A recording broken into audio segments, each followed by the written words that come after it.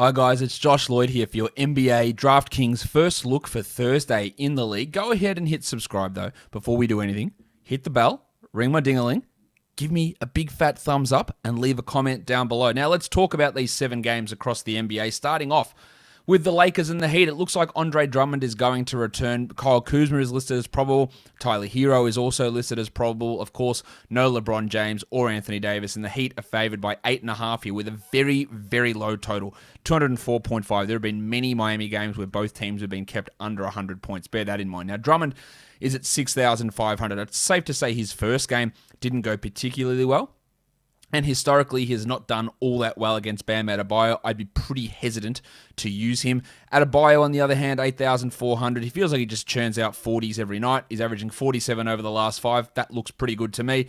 I'd be much more interested in using Adebayo than I am with Jim Butler, who comes in at 9,000. That's all right, but I think Adebayo looks better there, while Oladipo at 6,800 just not impressive, averaging 22 in his 3 games for Miami. That is nowhere near good enough. I do like Dennis Schroeder, though, at 7,000. He gets so many opportunities with this team, given the injuries. I wouldn't say he's blowing us away, and the low total in this game does worry me somewhat. And I can also take a look at Talen Horton-Tucker, who, in some garbage time recently, has put up some pretty big games. If we look at his last couple, 33, 26, 28. Of course, the one before that was 3. So that's obviously frustrating, but 20-plus minutes in 3 straight games, good scoring, getting some steals in those games, 7 steals combined is really contributing to those numbers, but he's very, very, very far from reliable. Duncan Robinson, I don't get excited about. Kyle Kuzma, not really. Montrezl Harrell with Drummond there, and Marc Gasol, really, really tough to get any sort of excitement level going with either of those blokes. All right, let's go on to the next one. It is the Chicago Bulls taking on the Toronto Raptors. The Toronto Raptors, who are once again without Kyle Lowry and Fred VanVleet. So let's look at Malachi Flynn. He has had his salary rise up. He'll probably come up off the bench again, but I don't really care. 33, 44, 33 each of the last 2 games. Who gives a shit if he's playing 30 minutes off the bench and he's doing this, getting steals and blocks and assists and rebounds? It could all blow up in our faces for sure, but I love it there. 3,800 for DeAndre Bembry. I'm also pretty excited about that one. Bembry has been starting in place of VanVleet, and he's putting up good games as well, so I'm really interested in using him, while I don't imagine that OG Anunoby is going to be suspended for whatever that bullshit was against Dennis Schroeder last game. He's at 7,000.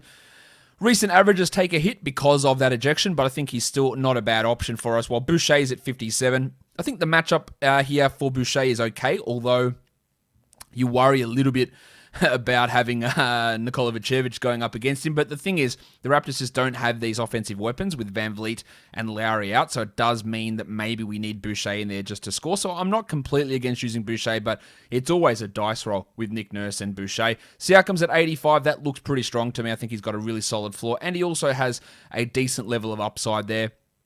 Satoransky, Kobe White, not really interested, but I am interested in Big Vooch. 9,100 for Nikola Vucevic. This should be a 50 for him. I feel pretty good about him. And Levine at 8,000 hasn't quite been where he needs to be, but I do think there's a chance for him to at least be a 40-point player, which at that sort of salary is not a bad result. Next up, we've got the Cavs and we've got the Thunder. No Jarrett Allen, no Larry Nance, no Baisley, no Gilgeous-Alexander, no Dort, no Roby, no Hall for Oklahoma City. But the other thing is we may not have any Alexei Pokusevski, who had to leave the game early on Wednesday, and that one is going to be interesting because Pokusevski was in the middle of a really, really big game before that injury. And at the time of me recording this, I don't have the information on what that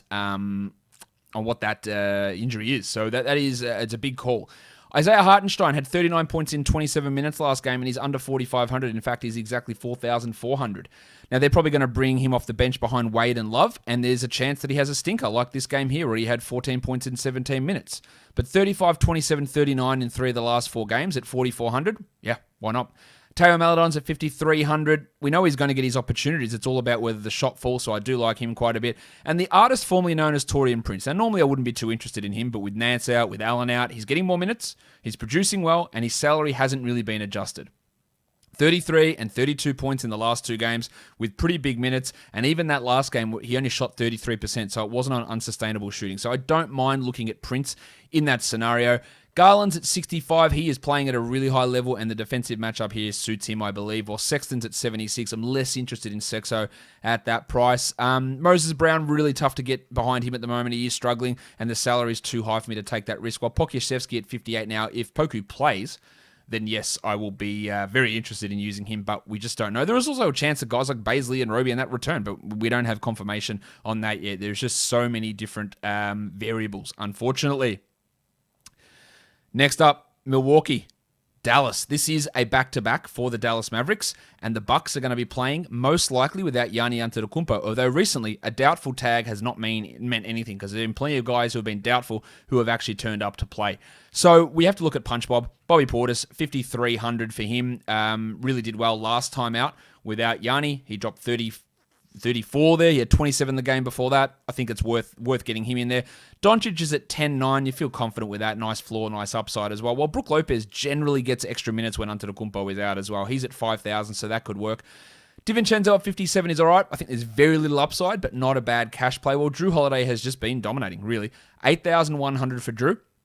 Look at these recent games. 40, 64, 47, 48, or 58, 48. Like, they're big numbers. And at 8,100, the last game was his worst. And he still got close to value. I like Drew here quite a bit without Giannis. And 78 for Chris Middleton, I think, also comes in pretty good. I think we could look at... I don't expect Kristaps Porzingis to play in this one. It is a back-to-back. So I think Dorian Finney-Smith at 52 might work. I wouldn't feel super confident in it, but there is a chance that it has some success. There is some value opening up in this next game as well, which is the Detroit Pistons. They are taking on the Sacramento Kings because Jeremy Grant has been ruled out for Detroit. The Kings are 5-point favorites, and the total is 227.5 points here. Killian Hayes will return. Killian Hayes is priced at 3,200, and I think there is a decent chance that Killian Hayes starts this game. Last game, before he had that rest on the back-to-back, he dropped 34 points. Now, 2 steals and 4 blocks is not going to happen, but 9 points, 7 assists, 3 rebounds, 3,200. You're talking about minimum salary, and I think he'll be a starter. I really like him here. I like Isaiah Stewart, even though he probably won't start. I don't mind him coming off the bench at 4,100, while the depressed penis, Sadiq Bey, he is wildly up and down. Have a look at this game log for Bey.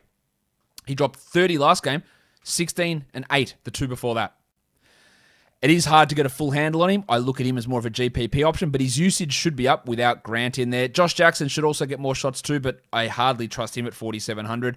MC Hamadou Diallo at 51 would be one to look at, but for all of the hype that Diallo gets, he's nowhere near that good. Like, he gets way more hype than his actual production deserves. 11 points, 30, 19, 36. So he's sort of all over the place. I think without Grant, though, the usage for him might be interesting. And then you've got minimum salary Sekou Doumbouya. I do not know what Dwayne Casey will do, whether he'll play him good minutes or whether he'll throw someone like Tyler Cook into the Jeremy Grant role. But Doumbouya is at least an option for us here. And then you've got Delon Wright and Corey Joseph against their former teams, and I have no interest in either of those blokes. Darren Fox at 9,300. I reckon this could be a really big one for Foxy. Really interested in him in this one. While Harrison Barnes at 6,400 is all right, but I'm not really going to be investing huge amounts into Barnesy. The next game we look at is the Utah Jazz. They are on a back-to-back, and they take on the Portland Trailblazers. Yusuf Nurkic is questionable with this knee inflammation, while Storm Norman Powell has appeared with some toe inflammation, so maybe that's going to have some sort of impact on his shooting or his minutes. We don't know that yet. Of course, if Nurkic is out, we're looking at Enes Kanter. Don Mitchell, I don't think Mike Conley plays also in this one. It is a back-to-back. Don Mitchell's at 8,600. I think it's probably a little bit high, but the advantage you have there, I guess, is the fact that Conley will likely sit, and that does boost Mitchell's value. It also helps with someone like Jordy Clarkson at 5,800, and then Jingle and Joe Ingles at 5,700. Both of those guys get a boost in the absence of Mike Conley. Norm Powell's at 59. I like that value. I think there is some solid 30-point upside, or 36 to 38-point upside, to be honest. While Lillard's at 9.5, and he's struggling. I don't want to spend that on him.